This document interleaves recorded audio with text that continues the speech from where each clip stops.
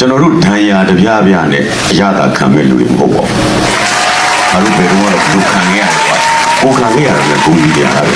။စဉ်းစားကြည့်ကြပါဦး။ကျွန်တော်တို့ဒဏ်ရာတပြားပြားနဲ့ကျွန်တော်တို့အရသာမခံတတ်ပါဘူး။နောက်တစ်ချက်ကတော့ထောင်တွက်လက်မှတ်မယောင်းစားပါဘူး။အဲ့ကျွန်တော်တို့ဒီဥစ္စာကြီးကိုအရသာခံနေရမယ်အရာလည်းမဟုတ်ဘူးဗျ။အခုချိန်ကအရေးကြီးတာကျွန်တော်တို့တိုင်းပြည်ဘာလုပ်မလဲဆိုတဲ့ချိန်ရောက်နေတာပါတကယ်ကြတော့နယူးယောက်လိုနေရာမှာရောက်နေတဲ့လူတွေဝါရှင်တန် DC မေရီလန်းစသဖြင့်ရှိနေကြတယ်ကျွန်တော်တို့တငယ်ချင်းတွေကတိုင်းပြည်ထဲမှာဘာဖြစ်နေတယ်လဲသူတို့သိချင်နေကြတယ်တကယ်အဖြစ်မှန်တွေကိုရတာရှိတယ်လို့လုတ်ချဖန်တီးထားတဲ့တည်င်းတွေကိုလည်းရတာရှိနေကြမှာပဲ